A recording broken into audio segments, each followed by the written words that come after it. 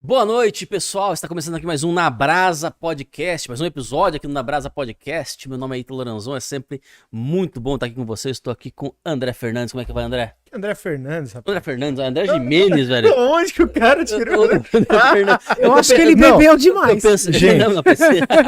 A gente tá no episódio 24, o cara não sabe meu sobrenome, O cara. nome do sócio dele, né? Pelo... Bom, Não, é que prazer... eu pensei na deputada André Fernandes lá do Ceará, só foi por causa disso. Bom, prazer, pessoal. Meu nome é André Gimenez, né? Sejam muito bem-vindos ao 24º episódio com nossa queridíssima doutora Janaína Pascoal. Agradeço demais o convite, uma honra poder participar desse bate-papo com vocês. Seja bem-vinda, doutora. Deputada, como é que você prefere? Janaína. Janaína mesmo, então tá bom. Janaína. E hoje a gente não vai ter churrasco, né? A culpa é minha, gente. A culpa é minha. Eu disse que viria para Rio Claro, mas que eu faria várias visitas aqui e fiz. Então que seria uma conversa rápida. Perfeito. A culpa é minha, tá bom? Maravilha. Não reclamem com eles, não. Fica tranquila, doutora. Então, hoje a gente vai fazer algo um pouco mais rápido, né? Porém intenso, né? Porque estamos aqui com uma convidada bem polêmica, né? E que, até antes de iniciar aqui o nosso episódio, eu estava comentando com ela, né? Ela mudou a direção do nosso país, né?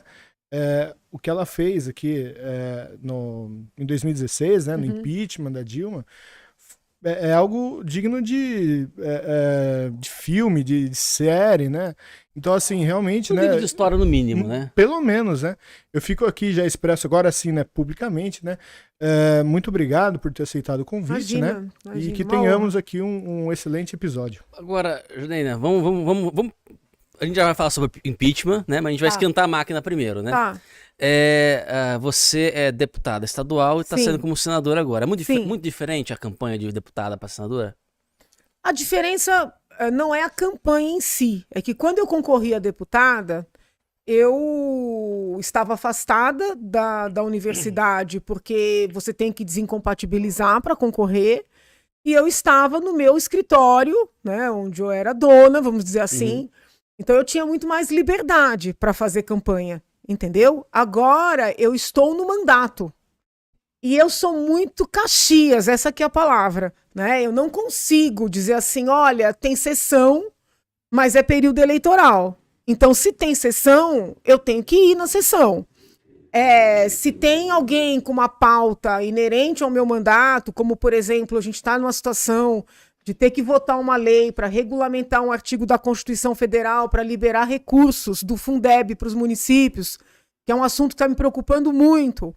Então, eu atendo as pessoas, eu vou conversar com os meus colegas, porque eu quero que vote. Então, assim, tem uma lei, né, que eu consegui aprovar no estado de São Paulo, que garante às mulheres escolher fazer cesariana no lugar de parto normal, e as maternidades não estão cumprindo. Então, eu tenho que fiscalizar, eu vou às maternidades. Então, assim, a diferença, neste caso, é que eu estou numa agenda intensa de trabalho, porque eu sou uma deputada que trabalha muito, e tenho também, né, que cuidar da campanha. Então, essa diferença existe. Estou falando assim do seu ponto de vista subjetivo meu. Sim. Agora, do seu ponto de vista de quem tem mais experiência na política, as pessoas falam que uma campanha para senador teria que custar 20 milhões, teria que ser um negócio, e eu decidi fazer nesse aspecto igual eu fiz a outra, tá? Com os meus recursos, uma campanha simples, contratando a gráfica para fazer os meus materiais, contratando um pessoal que é um grupo, né, um pequeno, para fazer os meus vídeos de campanha, você entendeu? Então, nesse aspecto, eu tô fazendo igual. Agora, eu não tenho aquela liberdade de dizer, olha, eu vou passar hoje o dia inteiro na rua entregando meus papéis, porque eu fiz a campanha em 2018 na raça mesmo, né? Eu indo pra rua, na porta dos metrôs, terminal rodoviário, você entendeu? Viajando pelas cidades, fazendo a minha campanha na rua. Hoje eu até faço isso, mas nas horas vagas, você entendeu? Então tem essa diferença. Perfeito. E por que Senado agora? Né? Porque tem uma situação que a gente vai discutir já, que é a questão da polarização, né? Da divisão de votos. Né? Mas que não é culpa minha. Não, porque não tô apontando dedos aqui. Não tô apontando dedos aqui. Porque eu falei que ia ser candidata antes. Mas por que Senado? Onde você acha que eu vou ser mais útil? Nossa, Onde você acha que uma pessoa que conseguiu... Por que a senhora se sente mais útil no Senado do que na Lesp? Não, veja, eu sou muito útil na Lesp. Tanto é que tem muita gente, até isso está me sensibilizando bastante. Muita gente tem ligado, mandado mensagem, ou nas audiências públicas que eu promovo, sobretudo por força do trabalho na Cracolândia, dizendo, ai, doutora, quem é que vai cuidar aqui quando a senhora sair? A senhora vai fazer falta.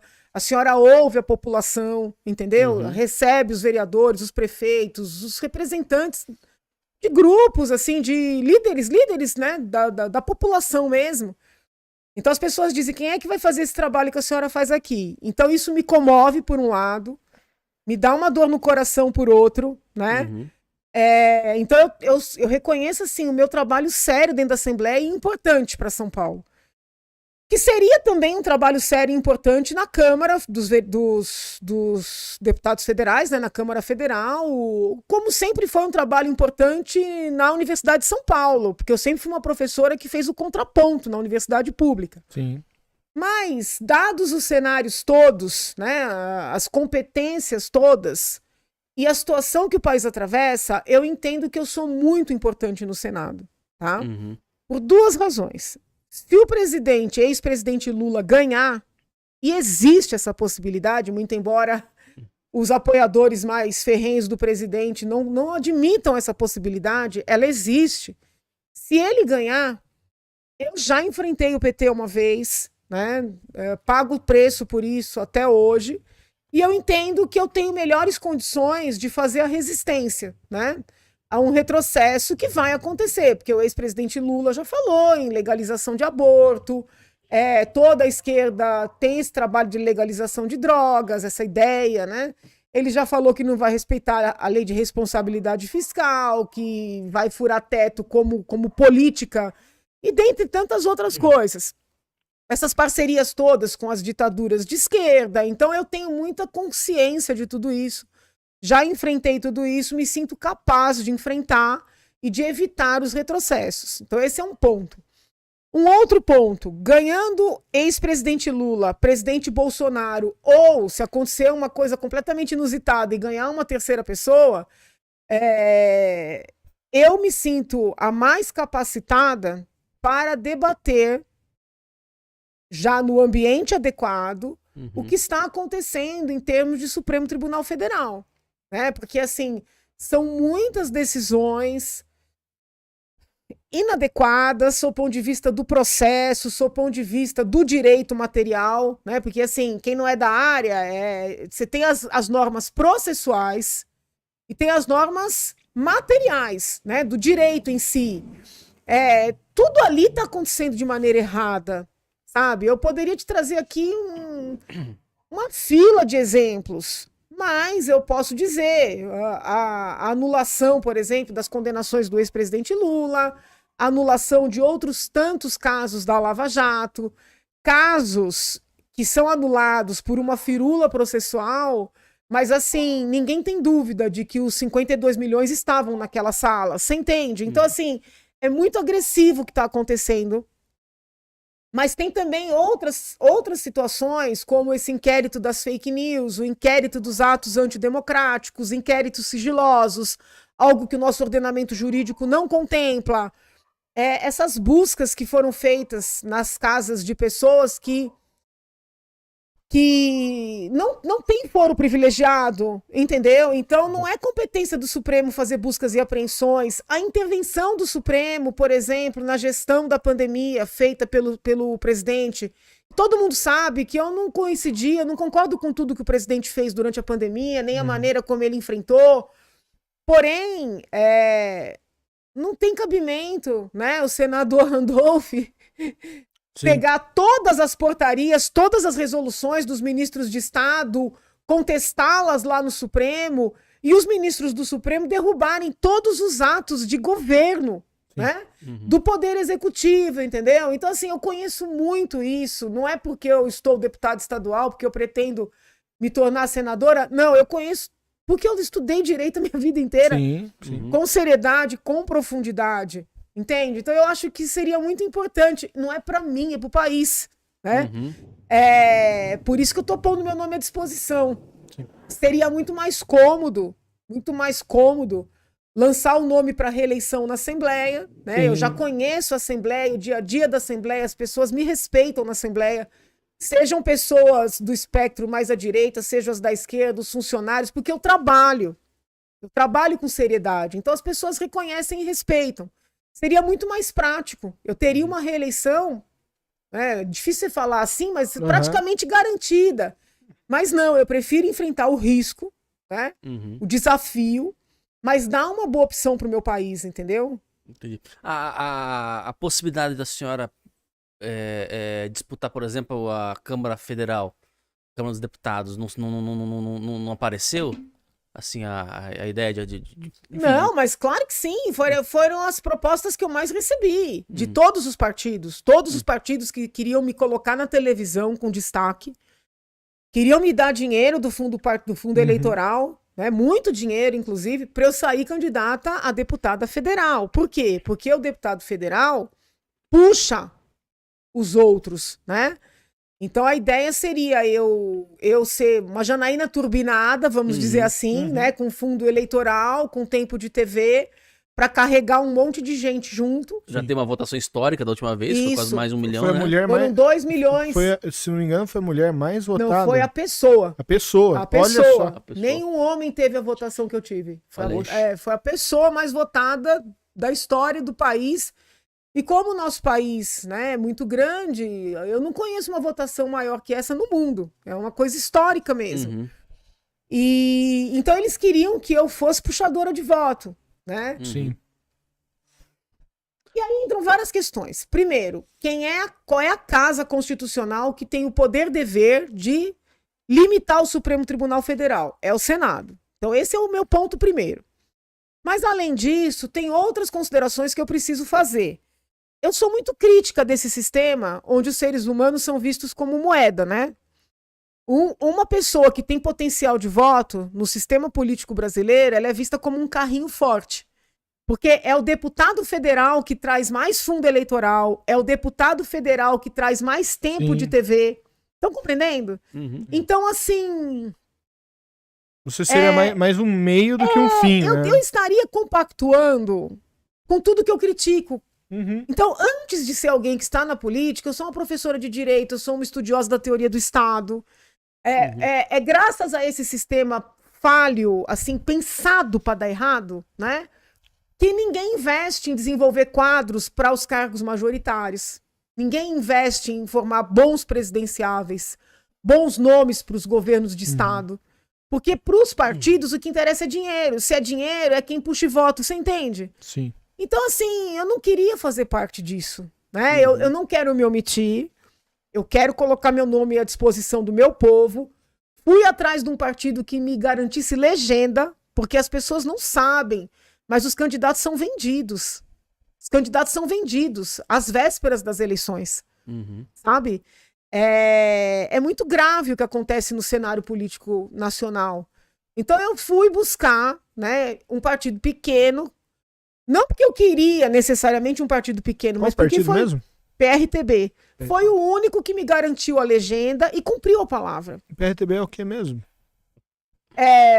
PR, Partido Renovador Trabalhista Brasileiro. Entendi. Que é o partido do Levi Fidelix. Do falecido Levi, que Deus o guarde tem. O Mourão largou do PRTB. É isso mesmo. Ele foi pro Republicanos justamente porque o PRTB não tem tempo de TV nem fundo eleitoral. Né? Então ele foi pro Republicanos para ter mais estrutura, vamos dizer assim. Sim.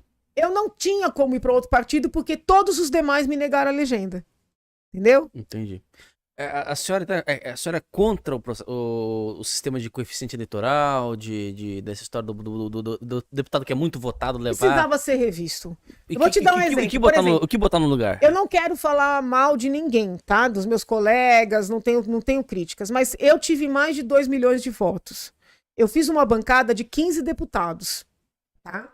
Nenhum dos outros deputados teve voto suficiente para fazer sua cadeira sozinho. Nenhum. Mesmo que foi bem votado, precisou de um pouco dos meus votos. Isso no PSL, originalmente. Sim, teve deputados eleitos com 23, 22 mil votos. Isso é o sistema, né? Não tem nenhum demérito, não estou dizendo que tenham sido maus deputados, não é isso. Mas é o seguinte, quem votou em mim, votou num conjunto de ideias. Votou num conjunto de compromissos, como, por exemplo, o compromisso de ter um gabinete enxuto, entendeu? O compromisso de ter poucos assessores, de gastar pouco, e eu cumpri. Mas, apesar das pessoas terem votado em mim, eu não tenho poder de olhar para os deputados que se elegeram com os meus votos e dizer, olha, você não pode ter um gabinete com número máximo de assessores, você não pode gastar a verba total mensal de gabinete. Você entendeu? Eu praticamente não teve nenhum mês que eu gastei nem 10%. Olha só. Do que eu tinha direito de gastar, tá?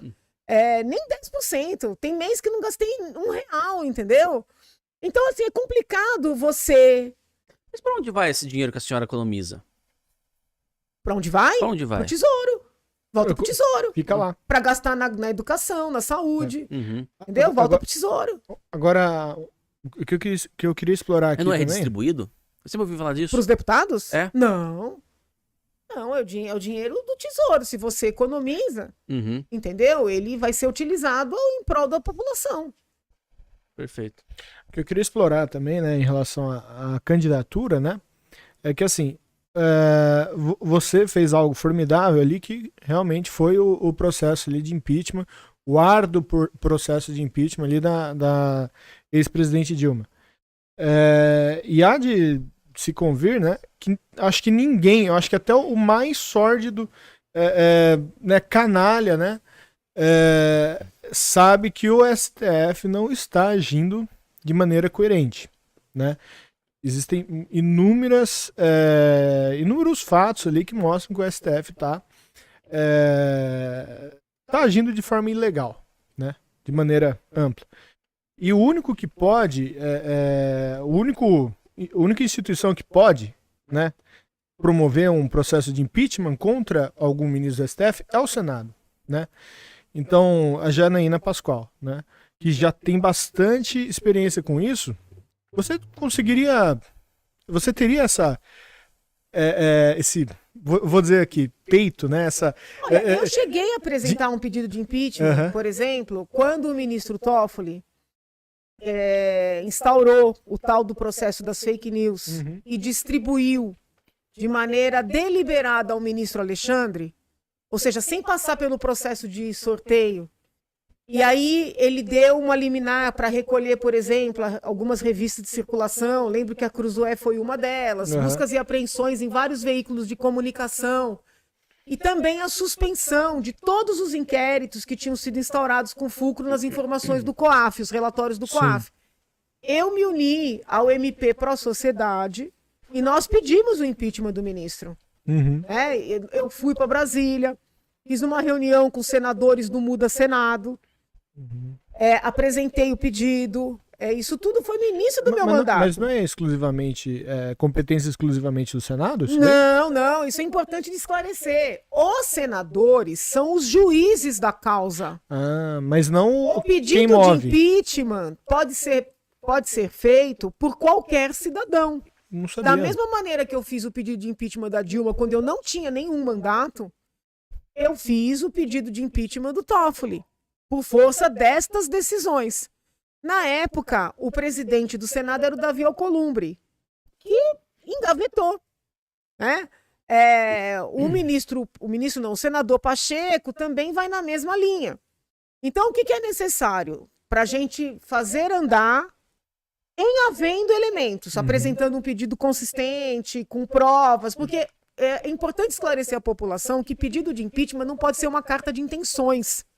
Que nem fazem com o Bolsonaro. Às vezes a pessoa vai lá, tem ali uma indignação, tem uma divergência, escreve um monte de coisa, protocoliza e acha que é um pedido de impeachment. Não! Um pedido de impeachment é uma peça técnica, entendeu? Então, sendo uma peça técnica, o presidente do Senado vai avaliar e pode acatar e dar andamento. Os senadores são juízes da causa. Tá compreendendo? Sim, entendi agora. Eu até nem aconselho os senadores a pedir impeachment, porque eles vão julgar. E aí a parte acusada pode alegar que eles são suspeitos. Então, até quando eu falo isso, as pessoas não entendem. Né? O senador não é que vai pedir, ele vai julgar. Entendi. Da mesma maneira, no caso de um pedido de impeachment contra um presidente da República, apresenta na Câmara, o presidente da Câmara faz o juízo de admissibilidade e depois é o Senado que julga também. Os juízes da causa são os senadores, entendeu? Agora, mas tem um gargalo aí chamado presidente do Senado, né? Sim, porque ele tem que admitir. Ele tem que admitir. Tá tendo uma discussão para ver se não faz uma mudança, para que pelo menos tenha que ser revista a decisão dele por uma comissão, entendeu? O que eu sustento? E eu fui levantar isso tudo, existe um recurso que pode ser feito, que o presidente do Senado ou da Câmara, dependendo de quem é o impeachment, que ele tenha que decidir, seja por acatar ou por rejeitar, para ter a chance de promover um recurso por uma comissão ou de deputados ou de senadores avaliar, você entendeu? O que não pode é não decidir. O que mais incomoda é a não decisão. Mas vamos lá. Se a gente consegue fazer uma renovação do Senado e esses senadores novos se unem com os senadores que já estão lá, que pertenciam ao Muda Senado e conseguem fazer um presidente mais independente, eu acho que a gente tem condições, não digo nem de fazer necessariamente um impeachment, mas de mostrar para o Supremo que existem regras, sabe? Que existe limite. Porque hoje a gente sente, assim, uma total falta, né?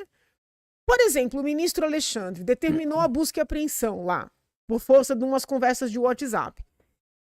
Independentemente do teor das conversas, o ministro não tem essa competência. Ninguém perguntou para ele não deu satisfações. Então, é necessário que haja senadores que compreendam isso e que possam cobrar esses esclarecimentos. Hoje, eu vejo o senador Girão, do Ceará, completamente isolado. É só ele que toca nesse tema, entendeu? Entendo. E se vocês pegarem os meus concorrentes aqui, a cadeira do Senado por São Paulo, eles não falam nada sobre esse assunto. Sim. Eles não falam nada. Nem o candidato da esquerda, nem o candidato do presidente. Doutora, se você puder, só uma conversa informal aqui, que nós estamos aqui numa conversa informal, né? Com todo mundo assistindo. É uma conversa informal com sei lá quantas testemunhas. Nós diga. No seu imaginário, né? Por que o Alexandre Moraes, especificamente, esse ministro, por que ele age com tanto ímpeto para atrapalhar, perturbar, né? Causar todo esse mal-estar? O que move ele? Olha, é uma situação difícil, porque ele é um professor universitário, tem obras publicadas, e muitas vezes as ações dele são incompatíveis com as próprias obras publicadas, né? O que eu acho que foi a raiz disso aí? Mas quando eu falo isso, as pessoas não gostam que eu falo, mas ele começou com esse comportamento quando foram fazer manifestação na porta da casa dele, e gritar, e xingar. Foi a partir dali que eu não sei se ele se indignou, se ele se ofendeu. Não estou justificando, tá? Entendo. Se ele pessoalizou. Mas foi aquele o termo inicial, foi ali que começou. Entendeu? Porque eu me lembro que quando isso aconteceu, porque ele chegou, ele mora em São Paulo, né? Ele tem família em São Paulo, e pelo que eu entendi, ele trabalha durante a semana em Brasília e vai para São Paulo.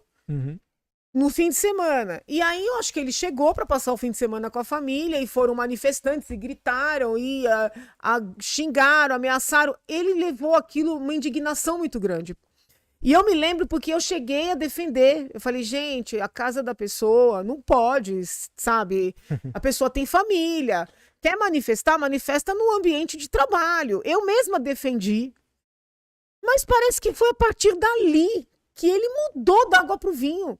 Sabe? Não sei, pessoalizou, né? E levou para o subjetivo. E isso que está acontecendo é muito ruim. É muito ruim, porque até pra gente, porque quando ele foi indicado ministro do Supremo, o ministro Alexandre sempre foi visto como um professor de direita dentro da Universidade de São Paulo. Sim. Então, quando ele foi indicado ministro, teve protesto na USP. entendeu? Que agora eles estão adorando, né? E eu mesma falei, gente, mas peraí, ele é um professor, ele é concursado.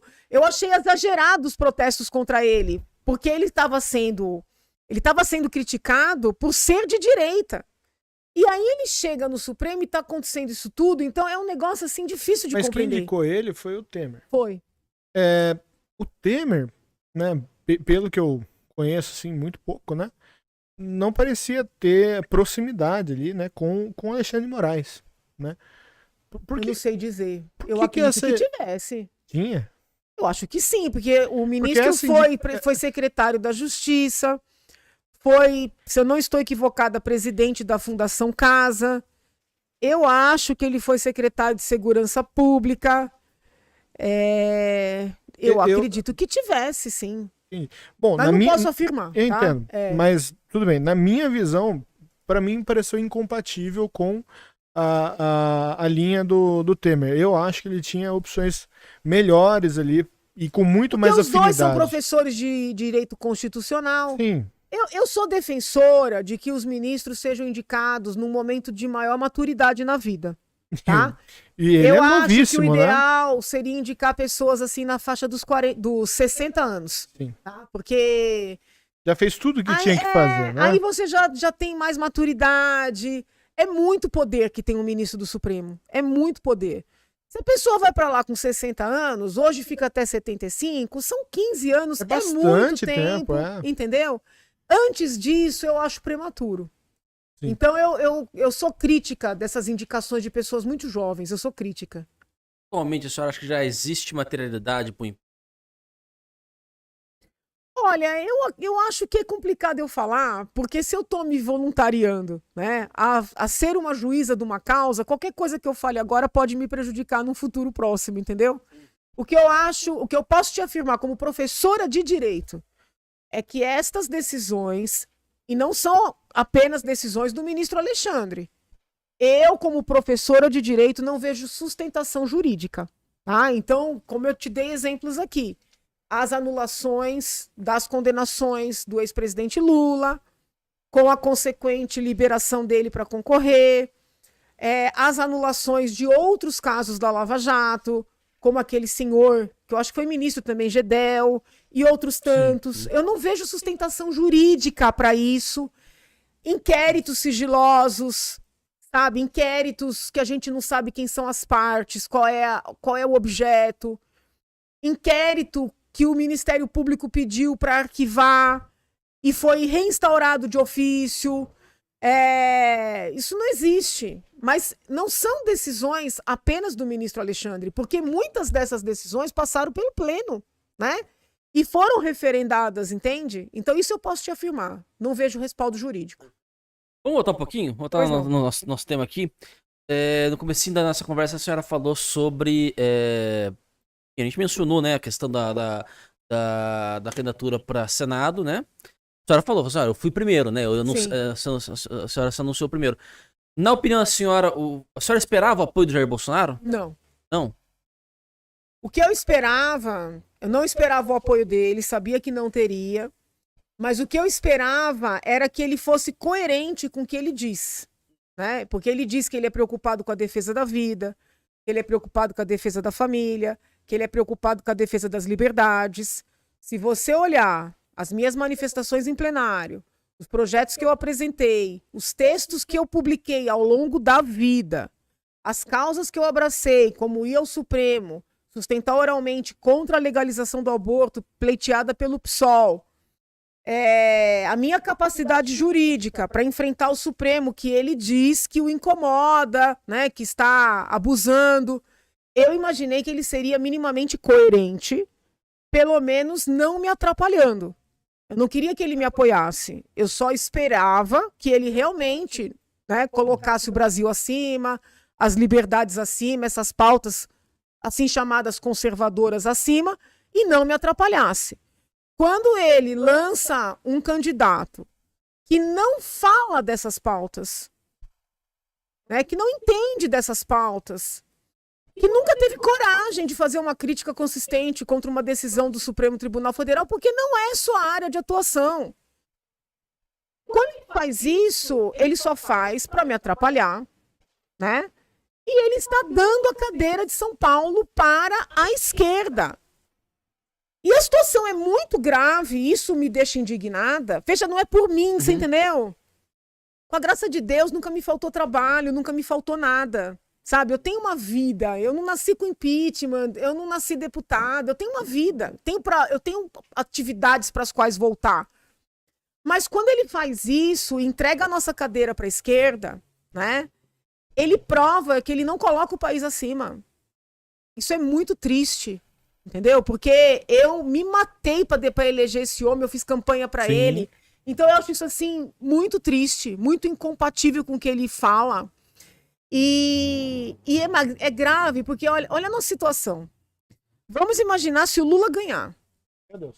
O Márcio França vai ser ministro, porque esse foi o acordo para ele abrir mão de concorrer ao governo aqui e deixar para o Haddad, né? Como representante da esquerda.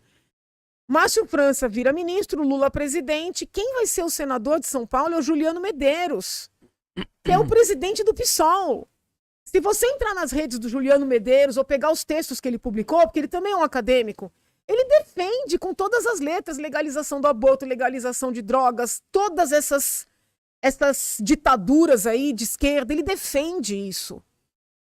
Tudo bom psolista, né? Entendeu? Mas é que ele, veja bem, quando uma pessoa tem a consistência acadêmica e teórica, ela passa a ser mais perigosa. Não, com certeza. Então a gente tá falando, assim, sabe, de algo muito sério. E eu não perdoo o presidente por isso. Eu não perdoo, não é como deputada, não é como candidata, é como brasileira. Sim. O que ele está fazendo com São Paulo e com o Brasil é grave. Eu não perdoo. Temos perguntas no Superchat. Já vai ler já, mas eu queria saber o seguinte. Eu tô provocando aqui, tá? Quem é que tá na frente hoje nas intenções de voto? Você ou o Marcos Eu Pontes? estava na frente até a semana passada. Quando começaram as propagandas eleitorais, ele aparece nas pesquisas como estando na frente. Ele quem? O França? França? Não, o França tá muito na frente. O França, que é o candidato da esquerda, tá muito na frente. Eu estava logo depois, até a semana passada. Com quanto a senhora tá? Eu tava com 16. Agora eu tô aparecendo com 7, com 8, Mas é entendeu? confiável essas pesquisas? Os bolsonaristas confiam quando os candidatos deles estão na frente. Quando é pro presidente que tá atrás do Lula, eles não confiam. Então eu não sei, entendeu? Eu tenho uma tese sobre isso, né? Eu sou cientista social, tá? Tá. O problema é o seguinte, eu conversei uns dias atrás, entrevistei inclusive ele no meu outro canal, eu não vou dizer, né, falar aqui, mas o presidente do Instituto IBEP, que ele não faz pesquisas pra fora, né, Tá. faz pesquisas só internas, né. E ele comentou, pessoal, o problema dos institutos, da Datafolha, do IPEC, o IPEC, o antigo IBOP, né, o problema deles é metodológico. Porque eles dão um peso desproporcional para os grandes centros. E os grandes centros têm uma composição social distinta do interior. Não adianta. Então, falta boa sociologia, na verdade, para esses grandes. Porque, por exemplo, no Senado. Não é sacanagem. O Senado assim, tem um histórico das pesquisas errarem, né? Isso é verdade. Quando foi eleito, acho que o Aloísio, ele era o 4º colocado. Sim. E aí, quando abriram as urnas, ele foi o primeiro, entendeu? Então o Senado tem um histórico, assim, de erro nas pesquisas, né? Eu não desmereço, tá? Eu não sou do tipo que fica... Nunca fui deslumbrada, sabe? De dizer, não, eu sei que tá errado. Não tem essa cabeça. Eu estou acompanhando as pesquisas. Mas é que a minha lógica não é uma lógica de garantir a minha eleição. A minha lógica é ter o sentimento de que eu não tirei da população a melhor opção. Mas não faltou aí uma comunicação com o presidente, talvez? É que a comunicação houve, mas ele queria que eu desistisse. Houve comunicação. Né? Os recados todos que ele me passou, por vários intermediários, era para que eu desistisse. Recado intermediário é difícil, né? Tem que conversar cara a cara, né? Assim. Eu conversei por telefone, conversei por mensagem, entendeu? Ele não teve coragem Você tem linha direta com ele? Oi? Você tem linha direta com ele, pelo menos WhatsApp, telefone? Mais ou menos, assim, ou menos. O presidente é de lua. Ah. Mas assim, Porque eu imagino que seja também uma pessoa muito assediada, deve ser... e eu tem não muita sou coisa. do, e eu não sou do Deve ser difícil, tipo que incomoda as pessoas, você entendeu? Eu sou bem assim, reservada, né? Eu não... Eu me incomoda incomodar, né? Me incomoda eu não incomodar. sou de colar, entendeu? Entendi. Eu cresci ouvindo meu pai falar, né? Olha que interessante, nunca a gente imaginou que ia ter uma política na família, né? Sim. Mas a gente via na televisão aqueles políticos, o povo atrás, ele falava, Janaína, pelo amor de Deus, filha, nunca que você vai ser papagaio de pirata, entendeu? Então, assim, eu não tenho esse estilo, sabe? Entendi. De ficar correndo atrás. Não é ser metida, é dar o espaço da pessoa. Entendi. Mas muitos intermediários dele me procuraram, né? Intermediários próximos, muito próximos, para pedir para eu desistir.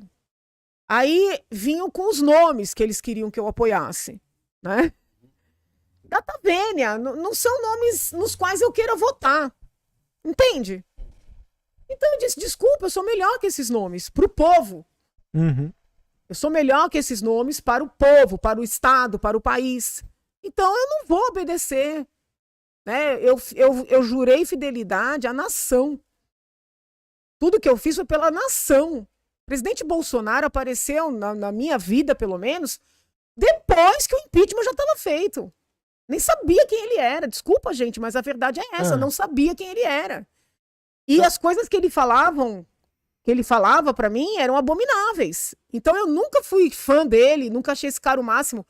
Fiz campanha pra ele, votei nele. E hoje você ainda apoia Porque ele. ele era a alternativa que nós tínhamos. Mas e hoje, no cenário de hoje? É o que sobra, né? Tem muito o que fazer, entendeu? Não. Então, assim, mas nunca fui fã, nunca fui Aham. bolsonarista, nunca menti. Você entendeu? Sim. Agora, o que ele está fazendo é muito grave, porque isso aí é autoritarismo. Como eu não obedeci, aí ele lança um cara que não tem nada a ver com o que a gente precisa, desculpa falar, entendeu? Tanto é que ele tá fazendo campanha nas igrejas, sabe? Respeitando templos. Tá? Ontem mesmo, um fiel gritou que não acha isso certo. Foi um vídeo que viralizou, não sei se aquilo foi montagem, mas aparentemente não. Entendeu? Então, assim, desculpa, em vez de discutir os grandes temas, tá usando a fé. Sabe? Eu acho isso nojento. Uhum. E eu falo. Entendeu? Olha, eu vou fazer uma, assim, entre aspas, uma crítica, na realidade, uma visão pessoal minha e já leio perguntas aqui do Superchat. Leia o superchat que eu vou apanhando. Pode ir. Na minha visão, o que acontece? A doutora é muito bem intencionada, senão nem estaria aqui ao meu convite, né? Mas por você defender muito sua integridade, sua visão, né? Bolsonaristas acabam não interpretando isso de uma forma lógica, de uma forma racional. Uhum. Né? A gente sabe que o bolsonarismo, existe uma boa parcela que pensa ali com fanatismo, né? Uhum. Isso, na minha opinião, tá, doutora, foi essencial para a gente tirar a esquerda, entendeu? A gente precisa, sim, extirpar PT. A gente precisa desse movimento, né? Eu acho que essas pessoas acabam te rechaçando porque você não diz amém a tudo que o Bolsonaro fala. Mas eu posso te dar um dado Por favor. que vai na contramão do que você está falando? Por favor. Por exemplo, o presidente foi eleito com 57 milhões de votos. Quantos por cento disso você acha que é bolsonarista desse tipo que fala amém para tudo? Uns 30%? Na 30%. melhor das hipóteses. O que esse povo radical e muitas vezes agressivo está fazendo para reconquistar os 70% dos 57 milhões que votaram no presidente e que hoje não têm vontade de votar? O que eles estão fazendo? Então, mas você acha entendeu? que Então, houve assim, essa perda? Você acha que houve essa Ai, perda? nossa, eu conheço muitas pessoas Assim, mas peraí, muitas que impossível. votaram no presidente, E agora vão votar no Lula? vão anular. Ah, não, aí tudo bem. Não, Porque ainda mas favorece quem tá anular- na frente. Mas anular Né? é uma forma de favorecer o Lula se as pesquisas estiverem corretas. Exato. Tá? Se as pesquisas... Então, o que eu tô querendo dizer com isso? Esse radicalismo, essa subserviência, essa agressividade não ajuda o presidente... Mas você acha que tem mais fanático petista ou mais fanático bolsonarista? Olha, se não estiver empatado, hoje o bolsonarismo tá mais radical. Mas tem mais pessoas, mais contingente, Não, mas né? mais radical? É porque, por exemplo, nas minhas redes, eu, na época do impeachment, fui muito atacada pelos petistas, Pela ameaçada, esquerda, né? muito. Uhum. Ainda hoje sou hostilizada pela esquerda, pela questão do impeachment. Uhum. Mas se você entrar nas minhas redes, Quem mesmo bate é é bolsonarista, uma né? coisa horrorosa. Quem bate é Entendeu? É bolsonarista. uma coisa que se eu quisesse ficar se eu quisesse, eu poderia processar, porque hoje tem um crime de violência política contra a mulher. É que eu tenho toda uma dinâmica de não vitimização. Sim. Mas o que Coerência, eles né? fazem, inclusive pessoas com mandato, é uma vergonha.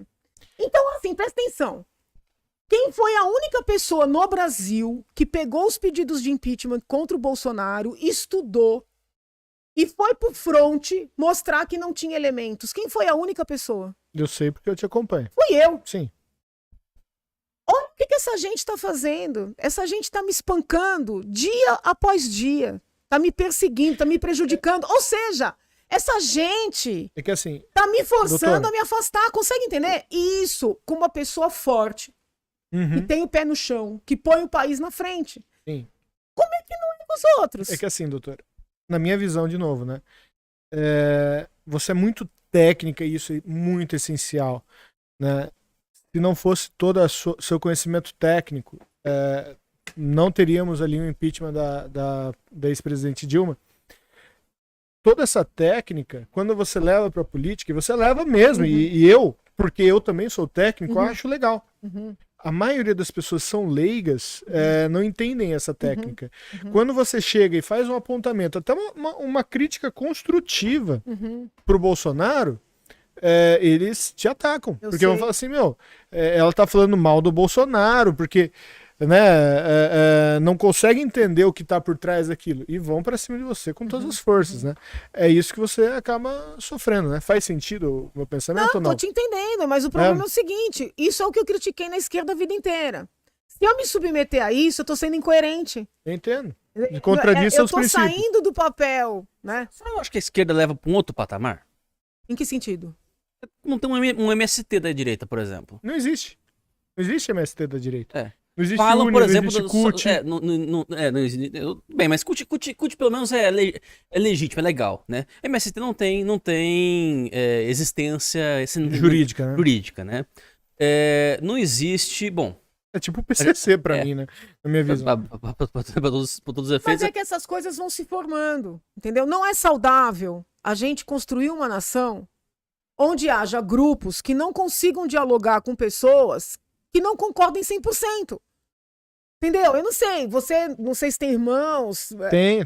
Com certeza você diverge dos seus irmãos Com em vários certeza. pontos. É que nós temos muito amor, Isso né? impossibilita de Sim. você sentar, comer um queijo com seus irmãos, fazer um churrasco? Não!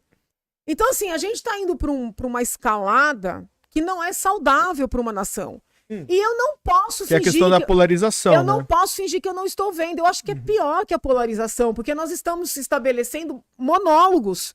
As pessoas se conversam entre elas, Bolhas, entendeu? né? Bolhas. É muito ruim pro país, Uhum. é muito ruim para as crianças, sabe? É muito ruim. Eu não quero isso pro meu país.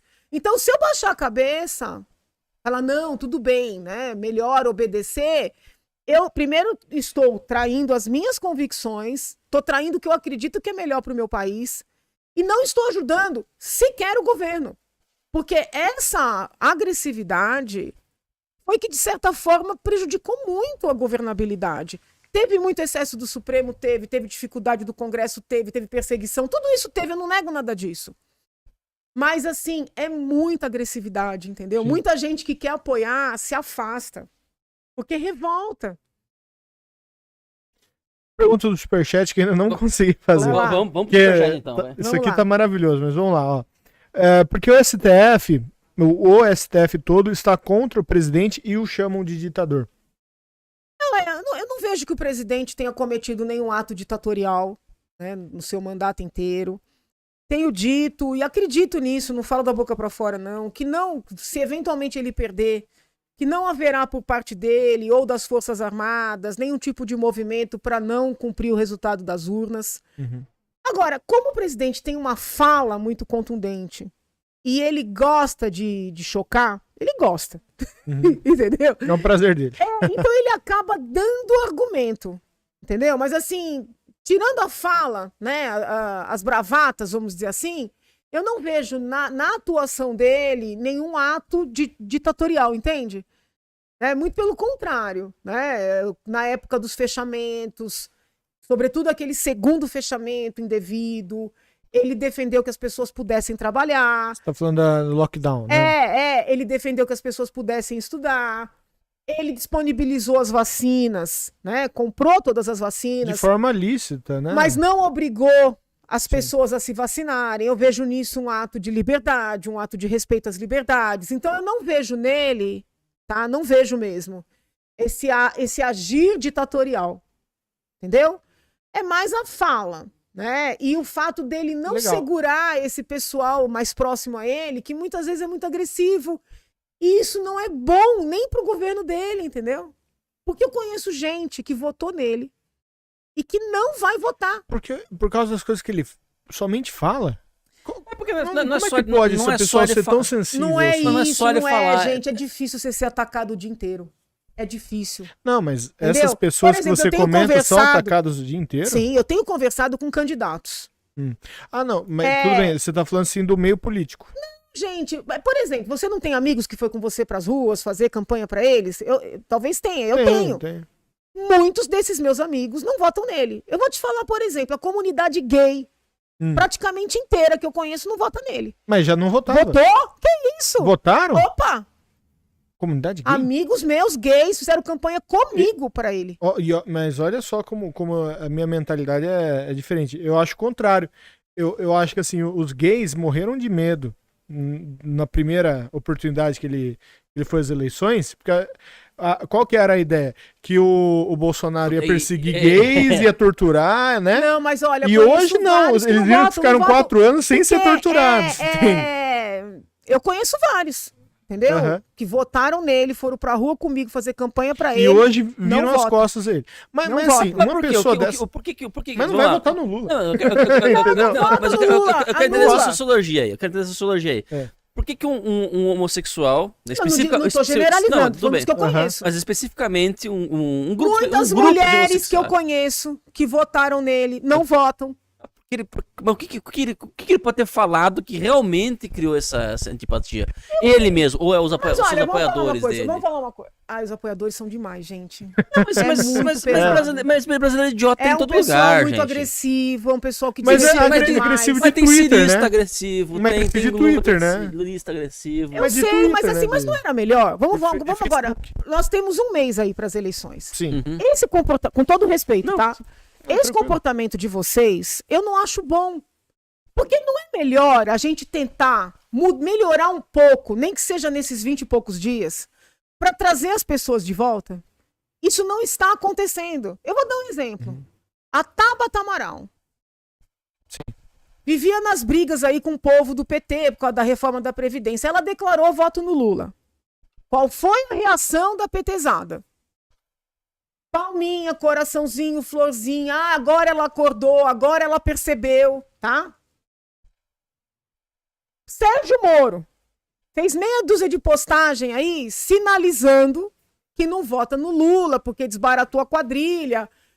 Sinalizando ali que vai. Os Qual bolsonaristas. foi a reação? Tá com medo de ser preso. Traidor, É. agora tá interessado, É. quer surfar na onda. Tá com medo de ser preso. Gente, isso é burrice, desculpa. Concordo.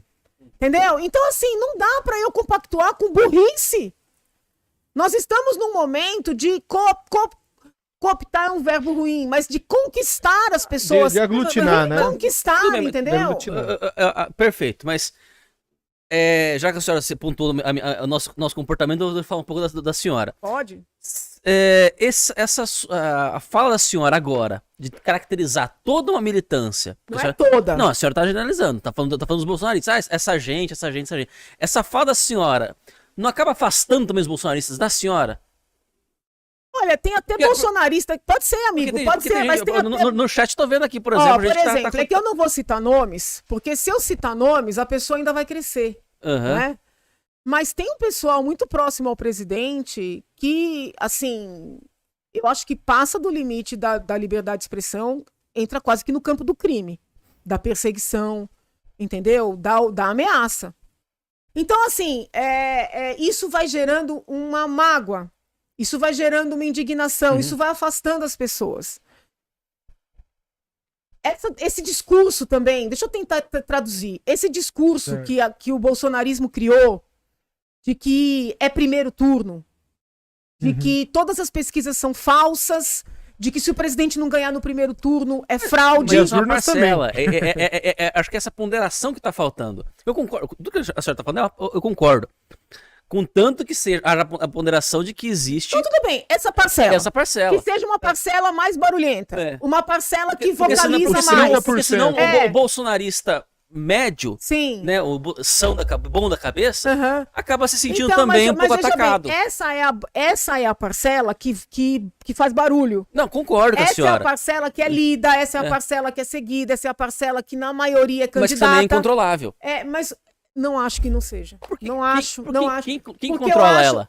Eu acho que quem é bolsonarista, como vocês, que são pessoas racionais e tal, se vocês não começarem por dentro a quebrar esse discurso, vocês não estão ajudando. Sim, entendeu? Então, assim, pera lá. Então, Sérgio Moro está sinalizando que vai apoiar o presidente. Caiado está sinalizando que vai apoiar o presidente. Gente, vocês vão xingar os caras. Entendeu? Tem que ter uma autocontenção.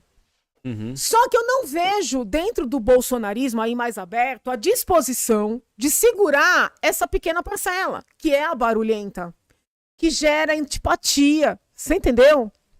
Então, assim, a gente não pode nem falar sobre isso. Percebe?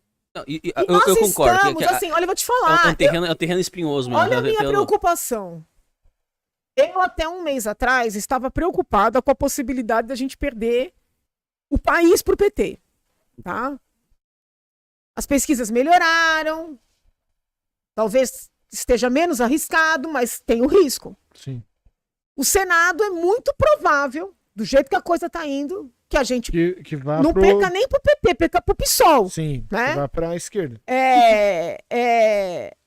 Agora o Haddad tá bem demais nessas pesquisas, entendeu? Falei, Jesus, nunca passou na minha cabeça a hipótese de a gente perder São Paulo para a esquerda. O Estado, não.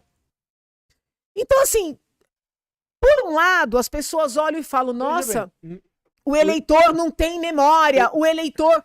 Mas será que não é hora de fazer algum juízo crítico? Como assim perder esse Estado para a esquerda? O Alckmin foi governador quanto tempo aqui? E hoje tá com Lula. Sim, mas será que não precisa fazer um juízo crítico? Será que essas pesquisas... Vamos supor que essas pesquisas se revelem verdadeiras, tá? E a gente tome uma lavada. Meu Deus. O discurso de que tudo é fraude é um discurso muito cômodo, porque não nos faz, vamos dizer assim, fazer uma reflexão de onde é que estão os erros, onde é que estão os excessos e o que pode ser mudado, entendeu? Sim. Eu acho que a gente ainda tem aí 30 dias para melhorar. E as pessoas, nesse meio tempo, vão ficando mais sensíveis, mais abertos a esse tipo de informação, né? Sabe? Então, assim, será que essa dinâmica da pancadaria, da ofensa, da perseguição, né? Do bullying, de dizer que tudo é fraude, de dizer que é primeiro turno, será que essa é a postura inteligente para este momento dramático que nós estamos vivendo? Eu entendo que não. Vamos de pergunta de superchat? Tem aqui, não é bem uma pergunta, tá? É mais um comentário, mas fica à vontade também para se expressar. Professora, acredito que a senhora precisa estudar mais Olavo, ao menos para entender a revolução cultural que ele pôs em movimento. Você conhece alguma coisa de Olavo? Eu li toda a obra funciona? do Olavo. É mesmo? Conheci Olavo muito antes desse bando, É mesmo? O entendeu? Que ficava vendo os videozinhos dele. Eu li a obra do Olavo, que você achou? tá? Eu acho que Olavo, que Deus o guarde tenha, eu gostava muito dele, Sim. traiu a própria obra. Porque uma das obras mais importantes do Olavo foi o Imbecil Coletivo, Uhum. tá? Onde ele denunciava essa loucura, né, da esquerda, da reverência, de todo mundo ter que defender as mesmas ideias. Quem conhece a obra dele lembra como ele tinha horror à expressão pessoa maravilhosa, né? Que era típico do ambiente universitário acadêmico. Na hora de um apresentar o outro, ele sempre denunciou muito, um citando o outro. Esta pessoa maravilhosa, né? Só que ele se permitiu construir um imbecil coletivo pro outro lado. Porque juntou um grupo de pessoas, né, ali em torno, que não permitia uma discussão, sabe? Tudo tinha que ser repetido, tudo que tinha que ser igual. Então, eu cheguei a falar sobre isso, escrevi pra Roxane, esposa dele, Sim. entendeu? Eu conheci Olavo pessoalmente em 2006, tá? Já tinha lido a obra dele. Na época ele não era tão expressivo Ele mesmo. não era conhecido, entendeu? Só que quando ele passou a ser conhecido por meio de mini vídeos, por meio de... E as pessoas que são muito viciadas em vídeos, em regra, não leem. Entendi. Então conheceram um Olavo que falava muito palavrão, um Olavo muito agressivo, que não era o Olavo da obra escrita. Não. Né? O Olavo da obra escrita é um homem de uma inteligência ímpar. Né? Tanto é que quando você conversa com professores de filosofia, não, o filósofo Olavo de Carvalho, a pessoa também não leu. Aí fala, como filósofo? Aquilo é um nada, porque não conhece a obra, né? Conhecia os vídeos, entendeu? Qual foi a minha divergência com o professor Olavo? A primeira grande divergência que eu tive com ele. Quando eu apresentei o pedido de impeachment, ele se revoltou. Não, ele se revoltou porque ele entendeu que o pedido de impeachment era uma maneira de dar legitimidade aos poderes constituídos. E o que ele queria era fazer uma desobediência civil para derrubar esses poderes, entendeu? O que eu procurei explicar para ele, para a esposa dele, para aqueles seguidores com os quais eu consegui conversar, é que assim, você não pode pedir para uma professora de direito fazer algo que não seja por meio dos poderes constituídos, das normas vigentes, entendeu? Então, assim, eu entendo que eu fiz uma revolução sem sangue, sem armas, né? Mas por meio das estruturas que a gente tem, entendeu? Porque Dos meios que a gente tem disponível. porque eu sou uma professora de direito, né? E ele se revoltou, dizendo que não, que tinha que fazer desobediência civil, entendeu? Eu falei, eu não vou usar os jovens do meu país, porque depois quem vai tomar pancada, quem vai ser preso, quem vai levar tiro são eles. Eu não concordo com isso. Eu nunca concordei com a instrumentalização da juventude pela esquerda. Eu não vou concordar com essa instrumentalização pela direita, ainda que eu tenha um posicionamento mais conforme com o pensamento direitista, entendeu? Sim. Então, assim, eu conheço Olavo muito antes desse povo todo que... Mas temos forte aqui, porque ele traiu a própria obra. Porque ele construiu um imbecil coletivo também. Ele construiu? Sim. Ele? Quando ele começa a falar nos vídeos, e aquele monte de seguidores... E as pessoas não permitindo nenhum tipo de divergência. Ele acabou construindo. Ele pode não ter planejado. Mas ele também não parou. Mas vamos lá. Quando você fala em público, é evidente que uma parte vai entender o que você está falando, uma parte vai pegar só a aparência. Eu sei, mas quando você começa a perceber que as pessoas não estão percebendo, você tem o dever moral de reverter aquilo. Mas como é que você reverte? Senão você cria um monstro. Entendeu? Você cria um monstro. Quando eu fiz o impeachment, começaram a surgir fãs-clubes. Sem brincadeira. Aí um pessoal entrou em contato comigo com uma camiseta, que eles tinham feito um desenho com a minha cara. E eles já estavam fazendo uma vaquinha para poder fazer não sei quantas mil camisetas com a minha cara. Eu falei, amiga, é o seguinte, você é uma pessoa livre. Eu não posso te proibir de fazer isso, tá? Inclusive, Até o direito, a gente pode pensar direito à imagem, autorais e Sim. tal. Eu tenho uma linha bem liberal, né, para isso. Então eu falei, eu não posso te proibir. A partir de que você é uma pessoa pública, né? Mas eu posso te pedir. Uhum. Pega esse dinheiro que você já arrecadou, escolhe uma obra de caridade, faz uma reunião com essas pessoas, destina esse dinheiro, se possível, para alguma coisa envolvendo crianças, que são as minhas prioridades. Mas, não faz camiseta com a minha cara, porque isso aí é endeusamento, entendeu? Uhum. Isso aí não é legal, sabe? E eu percebo que essas pessoas públicas, elas gostam disso, né? Desse endeusamento, dessas reverências, de seguidores, né? E eu acho que isso aí é um atraso, entendeu? É sinal de atraso. Mas vamos lá. A senhora conhece a obra do Olavo, a senhora sabe que um dos maiores problemas que o professor Olavo aponta ao Brasil é justamente essa depreciação da linguagem. É evidente que você quando você tem a depreciação da linguagem, você não consegue ter diálogo. Uhum. Né? Então, aí isso explica, por exemplo, por que o Brasil realmente é um país em que tudo é fla-flu. Né? Política, questões, enfim, questões ideológicas de maneira geral, de aquecimento global a hidroxicloroquina. Sim, tudo sim. é fla-flu, né? Tudo é questão de E torcida. geralmente você tem ponderações, né, que mostram que tem um caminho do meio. Exato. Mas qualquer ponderação é vista Como traição. como traição, como Uhum. outro lado, etc, etc, né? Então o professor Olavo ele sempre apontou isso daí. É óbvio que quando você faz um trabalho de profilaxia, quando você faz um trabalho de cura, Uhum. você vai ter o trauma da cura, Uhum. né? Então você, num primeiro momento, é evidente, eu acho que o professor Olavo previu isso e aceitou o ônus, né? Uhum. Assim, olha, eu vou ter que falar sobre nova ordem mundial, vou ter que falar sobre globalismo, eu vou ter que falar sobre imbecil coletivo, sobre Foro de São Paulo, e eu corro risco, nem corro risco, é certo que eu vou ter as minhas ideias deturpadas, não só por quem quer me detratar, mas por quem vai ouvir, vai pegar só a aparência, vai pegar a hora que as ideias começarem a se popularizar, vai querer surfar na onda, Uhum.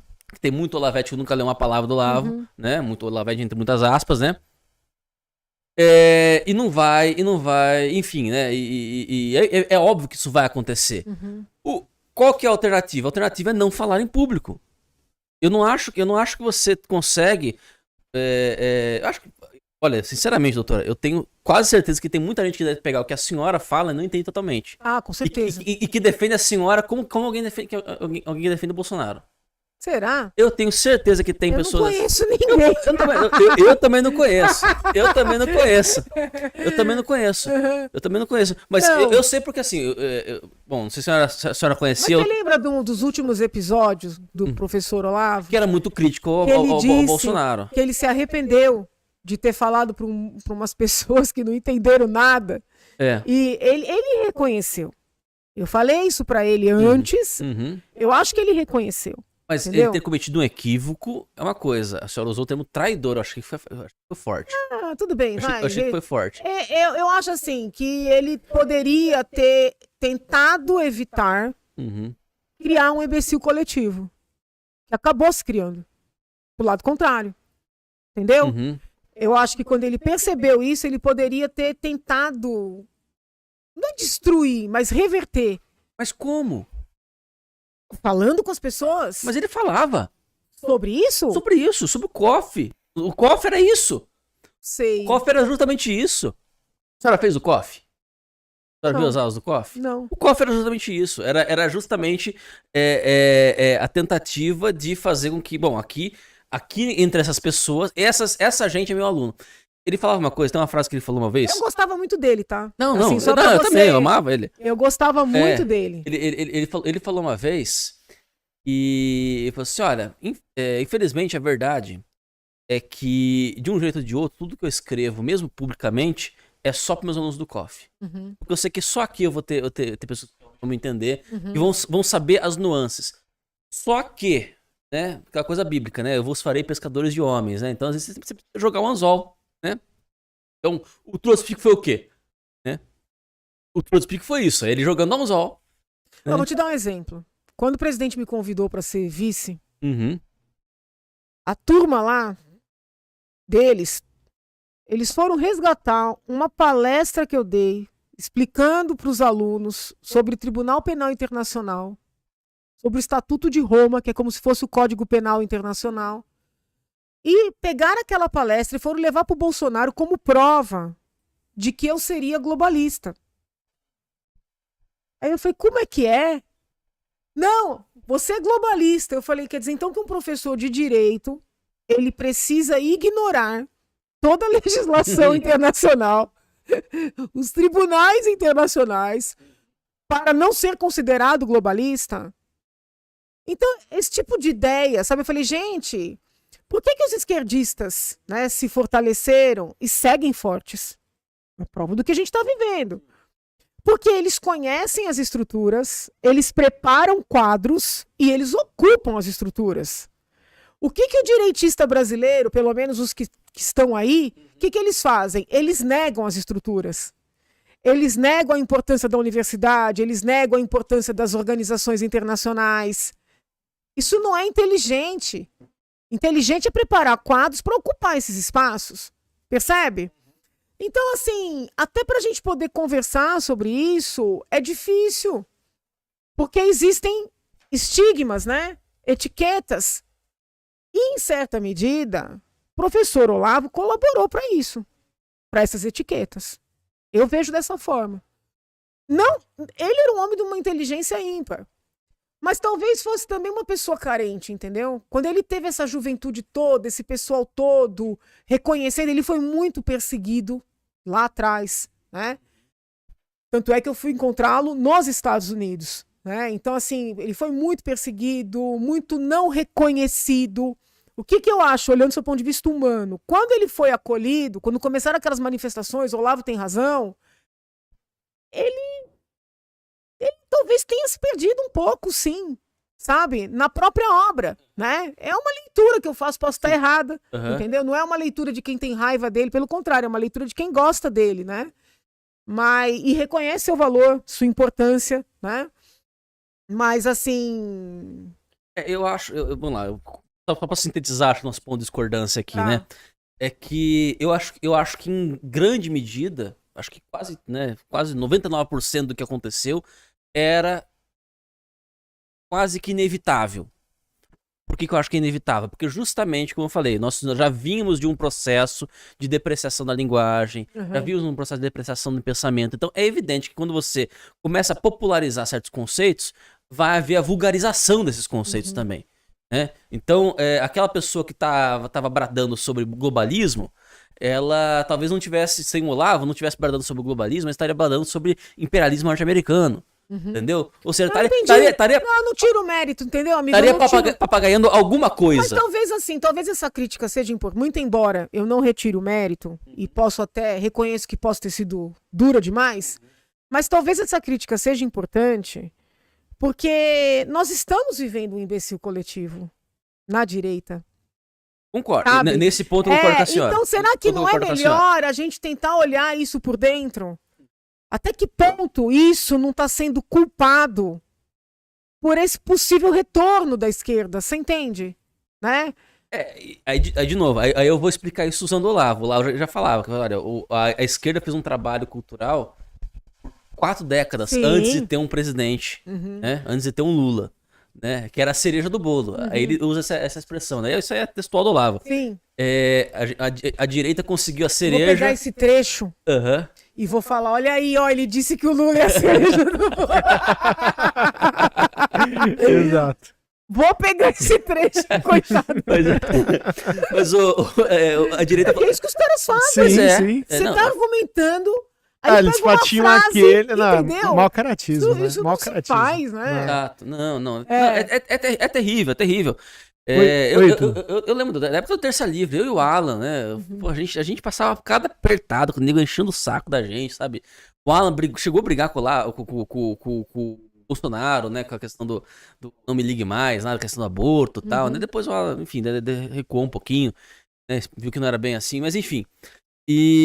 Mas realmente é muito chato, né?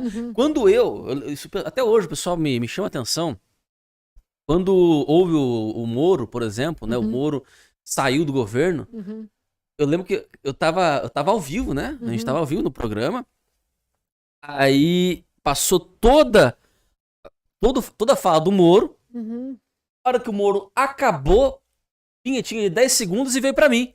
uhum. Eu falo o quê? Como é que eu não tive tempo de digerir Claro. aquela porcaria, entendeu? Aí você olha, tem o que falar, mas realmente, né? Tudo isso aí que o Moro tá falando parece muito grave, Uhum, né? uhum. Eu só consegui falar isso, né? Vamos ver as provas, né? Aí, não, Todo mas mundo ficou esperando, todo né? mundo, Todo é. mundo ficou E, esperando. inclusive, tem uma fala importantíssima da doutora, que você falou, quando saiu lá aquela reunião É. ministerial, Eu você falei, falou gente, assim... o homem vai ser reeleito, Exatamente, né? Porque assim... cadê o que, era o que o vai... povo no poder, entendeu? esse reelege, né? Eu falei, era o povo no poder, entendeu? Exato. Não tinha nada de criminoso ali. Eu lembro Tinha disso daí algo de um mesmo. pouco grotesco, mas de criminoso Uhum. não, entendeu? Eu lembro, Mas eu acho viu? que esse jeito brucutu do Bolsonaro, aí mudando um pouquinho de assunto. E ele mesmo já falou, cara. eu acho que Ele esse- falou esse- essa semana, ele falou assim, cara, eu sou tosco, minha comunicação é tosca. Eu acho que é uma boa parte daquilo que fez ele popular. Por quê? Porque a população é tosca porque não é um também. personagem. Não é isso, não. É, assim, é porque ele não é um personagem. É aquilo ali Pode ter mesmo, qualquer né? crítica ao Bolsonaro, mas eu acho que não é um personagem. Você acha que é um personagem? Não sei, você acha que é? Tem hora que um pouco, tem hora que não, É. entendeu? Ele Ele é de parece... lua, né? Você falou. Não sei. Não saberia dizer. Tem algumas coisas que estão me incomodando, entendeu? Assim, que eu acho que não tá colocando o país acima em alguns momentos, né? Por exemplo, pra sair um pouco do meu caso, Uhum. pra não parecer assim, tá magoada, Aham. eu não consigo entender como é que ele abre mão do João Roma como deputado na Câmara e lança o cara numa eleição que o cara não tem chance contra o ACM. Aí abre mão do Vitor Hugo, lança numa eleição que ele não tem chance contra o Caiado. Pra quê? Qual a estratégia? Eu não consigo entender. Isso me incomoda. Esse pensamento, essa fala de estratégia, quando eu passei 2 anos e pouco, né? Lá em Brasília. E alguns deputados vinham confidenciar comigo, da base mesmo, né? E falava assim, olha, tá desesperador, assim, essa situação, porque... E a gente começou a virar o Terçadinho começou a virar párea, né? Párea não, mas assim, começou a criar um pouquinho de ruta do pessoal, né?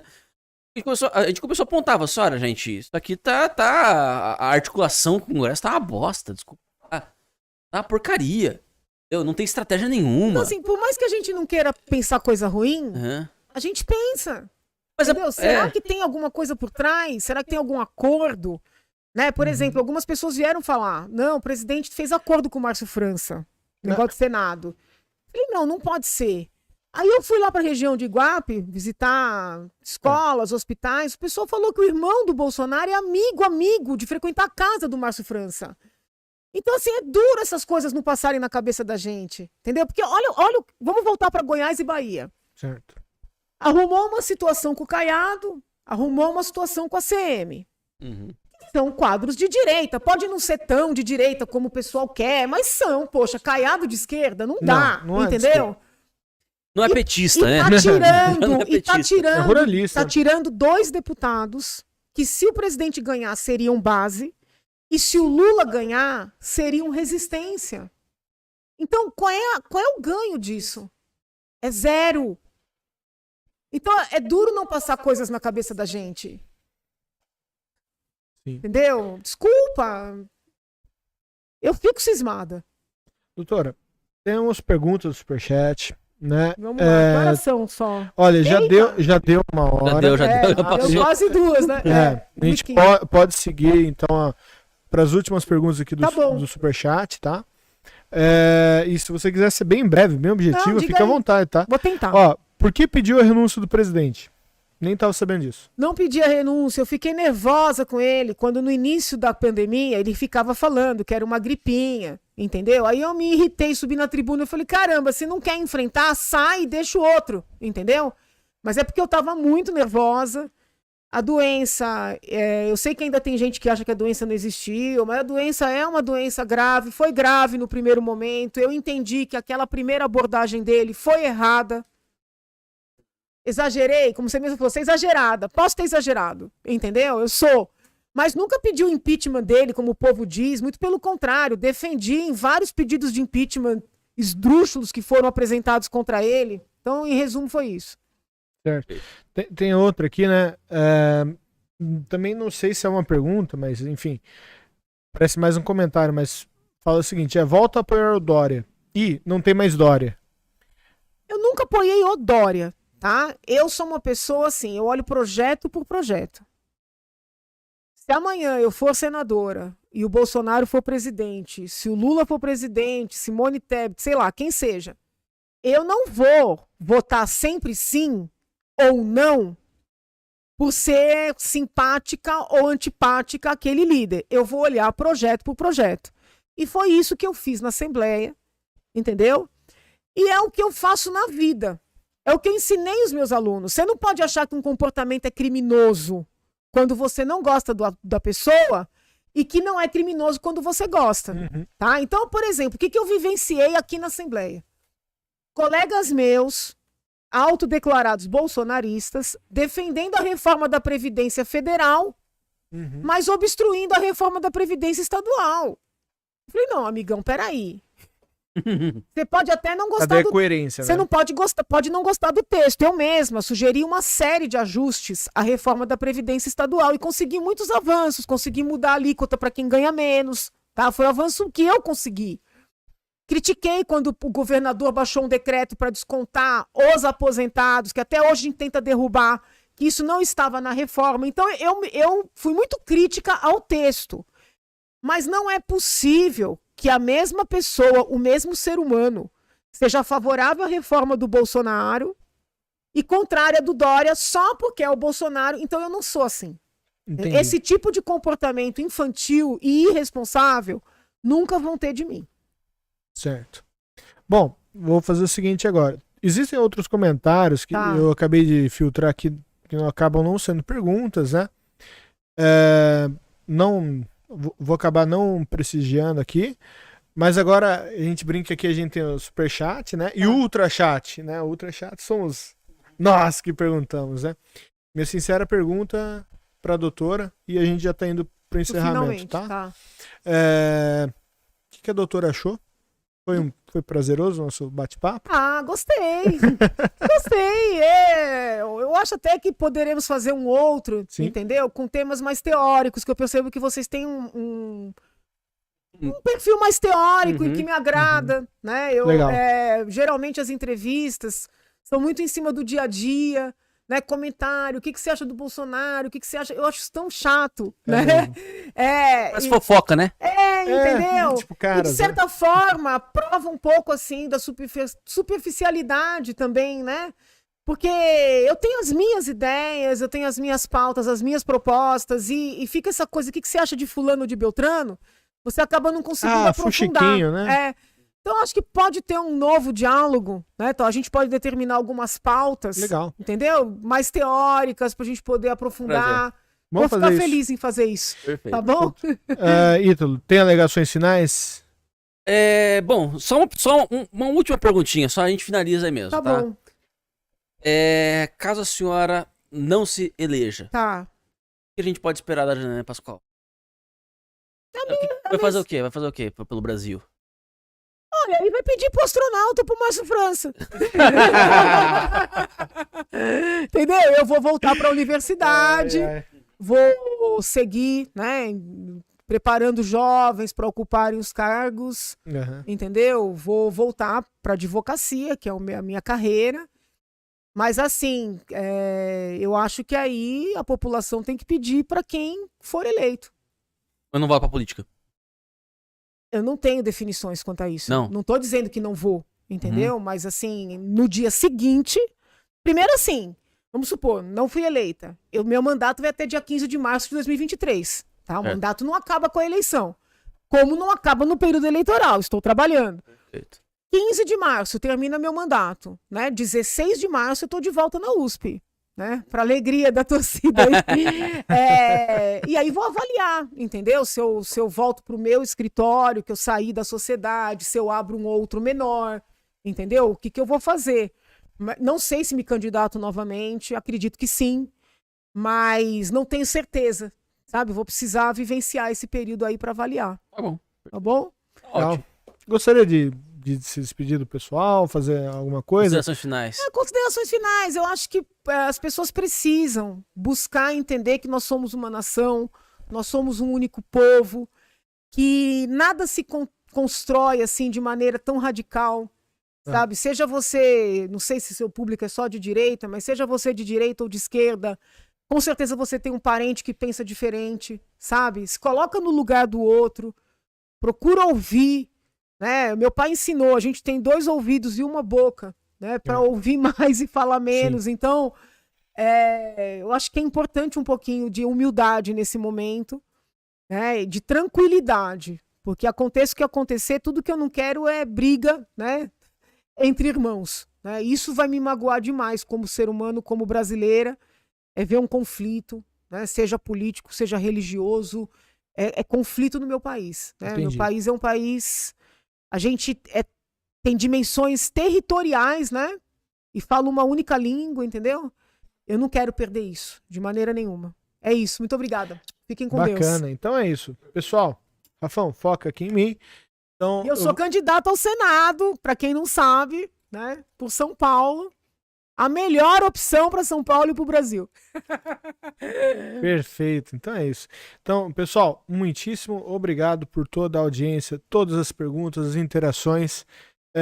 Do nosso lado aqui, né, Ítalo? Acho que foi um episódio maravilhoso. Muito obrigado, viu, doutora? Obrigado a toda a equipe que acompanha a doutora, né? Eu vou dar por encerrado o episódio 24 do Na Brasa Podcast. Valeu!